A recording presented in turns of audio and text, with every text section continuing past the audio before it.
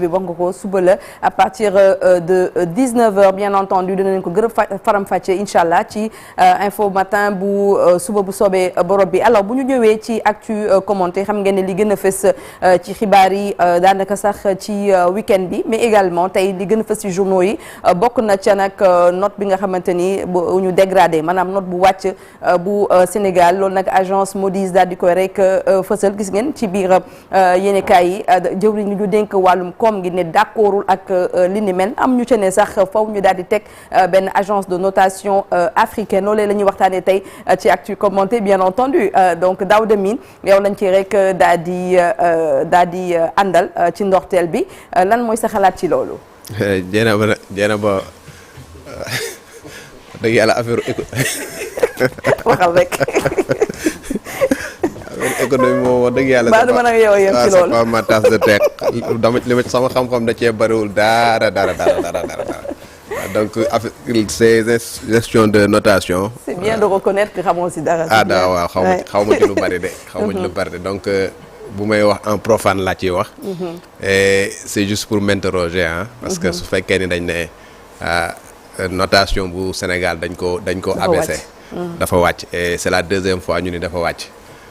li may jàpp ci profane mooy sunu notation bu wàccee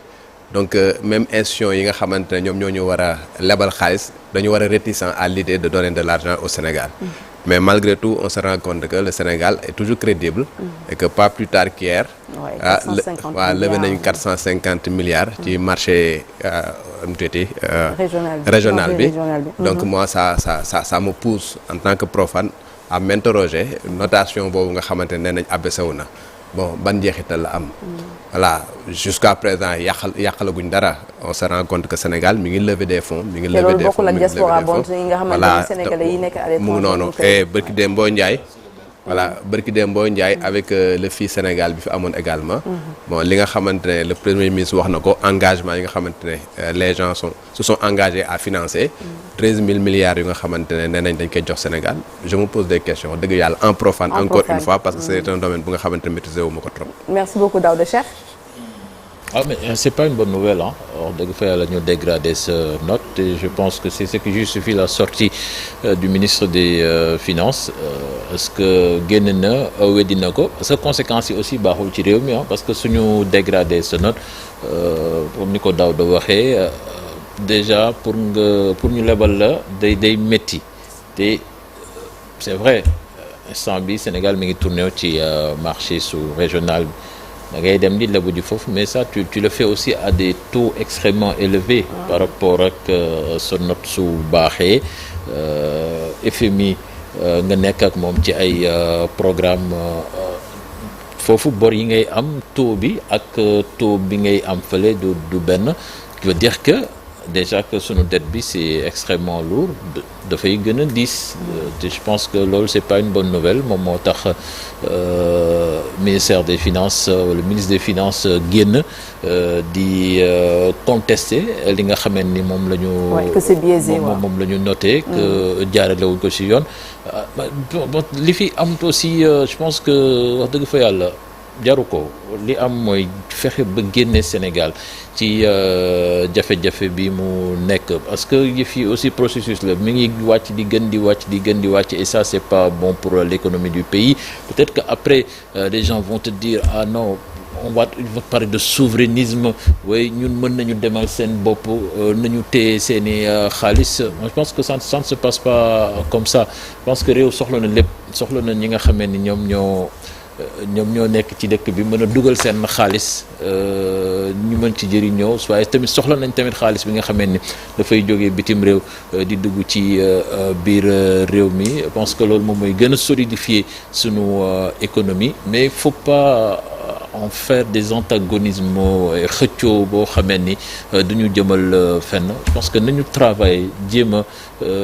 defar économie bi jéem a yëkkati note bi jéem a wàññi bor bi je pense que actuellement loolu moom moo nekk les objectifs yi nga xamee ni moom la ñu war a liggéey pour mu sotti parce que en l'état actuel de la situation wax dëgg fa yàlla ça ne nous arrange pas Dieynaba. merci beaucoup Cheikh Diop. Dieynaba mu mel ni gis nañu Moody's li nga xam ne moom la génnee ginnaaw taxaw seetlu boo xamante ni def na ko ci wàllu koom fii ki nga xam ne moom moo di suñu réew mais man bi nga xam ne moom la Cheikh Diba génn wax par exemple tey moom moo yor li nga xam ne peut-être moom moo di lengay fi wàllu koom toll fii ci réew bu Sénégal daanaka kenn gënu ko koo xam ndax mi ngi ci li nga xam ne moom moo di mbir mi bu baax a baax donc kooku man damay jàpp ne ay kàddoom moom moo gën a wér que li nga xam ne moom la Moody's daal di génnee mi ngi wax ne que ne wàllug initiative hasardeuse jëm ci loo xamante nii nag ay justification la yoo xamante nii c'est partiel donc loolu c'est important à ce que d'abord ñu koy préciser gis nga itam porte-parole bu gouvernement bi nga xam ne mi ngi wax ne lu soxal wàllug acharnement jëm ci réew bu Sénégal yu ni mel bu amee ñu génnee lenn ci loo xamante ni ñeel na tolluwaay réew mi ci wàllu koom ñi nga xam ne ñoom ñoo nekk au cœur du gouvernement gën a xam fi nga xam ne foofu la réew mi toll ci wàllu koom donc man ñooñu laay gën a bàyyi xel ndax ñoom ñoo nekk ci li nga xam ne moom moo di terrain bi donc dañuy sukkandiku ci li nga xam ne moom la Cheikh Diba wax kaddu yi nga xam ne daal dina koy weddi jëm ci agence bi nga xam ne daal dinay fësal taxawaayu réew bu Sénégal gis nga également leneen ci loo xamante ni mën nañ koo rafetlu jëm ci troisième appel public à l'épargne bi nga xam ne daanaka gouvernement bi daal dinay atteindre lu toll ci 150% wu li nga xam ne nag moom moo di objectif bi maanaam li nga xam ne foofee la ñu tegoon seen gët ak itam la ñu yaakaaroon dañ cee am lu gën a kawe li nga xam ne moom moo di seen njortu bu ñu santaane 150 gis nga ne dañoo dem ba 450 loo xamante ni xel dal na ci bu baax a baax jenn ba Seydou Ba boobaak léegi nag coow lu bari na dette cachée ak itam leneen ci loo xamante ni ñel na wàllu koom mais jàpp naa ne gouvernement bi ba tey fi mu nekkoon donc mi ngi ci wàllu redressement également ñu ngi koy gis fii ci suñu réew donc nañu wóolu ñi nga xam ne donc ñoom la ñu dénk réew mi ci kàddu yi nga xam ne ñu ngi koy biral par rapport ak agence yi nga xam ne saa su ne ñu ngi wëyal di ay chiffres di wax ne foofu la Sénégal toll. merci beaucoup Chérif. waaw am agence yooyu dañoo am solo ci wàllu koom-koom parce que comme ni ko miin doon waxee ces questions là bu fekkente ne même des partenaires wala les gens aussi veulent investir dans un pays wala ñu dugal seen xaalis li agence yi di wax le marché dañ ciy sukkandiku Sénégal ci ay jamono yàgg na bàkku bu fekkente ni quand même am na note boo xamante ni note bu kawee la bu mën a tax kat ñu ne sa situation économique mi ngi ci stabilité. comme réew yi ko jiitu ni ñu ko defee muy Côte d'Ivoire le Bénin Togo. alors que benn moment même dans la zone de l'UEMOA à un moment donné Côte d'Ivoire moo ñu jiitu woon ñun bokkoon nañ ci locomotive ñi nga xamante ñoom ñooy diri gars yi depuis un certain temps il y a des difficultés économiques yoo xamante ni qui sont réelles qui sont là et que même les autorités xam nañ ko ba tax ñu indi fi presse mooy programme résilience économique sociale bi et le ministère des finances dans son communiqué sax wax na ko ne réforme yooyu xëy na bokk na ci li tax ñu waroon leen a gën a mën a wóolu ak code général des impôts investissement boo xamante ni l'Assemblée nationale voté na ko il y a quelques semaines ngir xëy na gën a méngoog jamono mais le déficit moom Sénégal ba léegi dafa kawee parce que bu ne la 588 milliards la comme ñoom nin ko waxee et donc bu fekkente ni loolu am na nga xëy également di lépp mën nga sax d'une certaine manière confirmer ce que Moody's dit parce que bu fekkente ni ñoom yaa ngi lépp alors que tu as un problème de déficit boo xoolee également jafe-jafe yi nga xamante ni moom koy dund boobu ba léegi li ko waral xam ngeen ko mooy cette affaire de dette et cetera boo xamante ni on attend toujours les résultats cabinet Mozart bi nga xamante ni moom moo ko waroon a génne tant que génnewu ko semaine bii normalement le Fonds monétaire international mooy rendez-vous bi ñu joxoon dans cette semaine normalement war naa amaat et donc cette polémique n'a pas sa raison d'être pour man ministère des finances génnaa di xalab li nga xamante ni moom mooy cette agence de notation là parce que Afrique ni ngeen ko doon waxee amul lu ci bëri la dernière fois c'était Standard & Poor's bi nga xamante ni ba mooy lan ñu noté woon en juillet passé et que Macky Sall même bi mu fi nekkee daan wax naa ne Union africaine ñun dina war a am suñuy agence et cetera mais loolu amagut lii moo fi am te ñii aussi du rek Sénégal la ñuy noté réew yi àdduna bi dañ leen noté on a vu que même France dañ koy noté des fois moom ay notes yoo xamante ni kii na li am solo mooy nga gën a góorgóorlu bàyyi xel les réformes c'est bien mais des na ba léegi quand même sur ces réformes là surtout concernant le train de vie de l'État je pense que li naan bay sa weewu tànk gis nañ ay annonces yoo xamante ni le gouvernement defoon na ko dans le cadre quand même de la réduction du train de vie de l'État loolu des na ci ay fusion ay agence ak yu ci bëri yoo xamante ni boobu ba léegi matérialisé woon ko le premier ministre moo ko annoncé woon à l'Assemblée ba demain session bi dina tëjuwaat ba léegi gisaguñ ko et loolu bokk na ci yoo xamante ni aussi ça pose des problèmes yoo xamante ni aussi waa bitim réew dañ ci bàyyi xel li ngeen wax également ci appel public bi c'est bien 450 milliards de francs CFA on cherchait 300 milliards de francs CFA. mais bon amugoo détails xam nga yu mel ni aussi boo amul détails yi xam lan moo ci concerné déjà eurobond bi maanaam. moodu yi liñ ci dugal mënoo ko xam bu dee fii biir réew mi aussi banques yi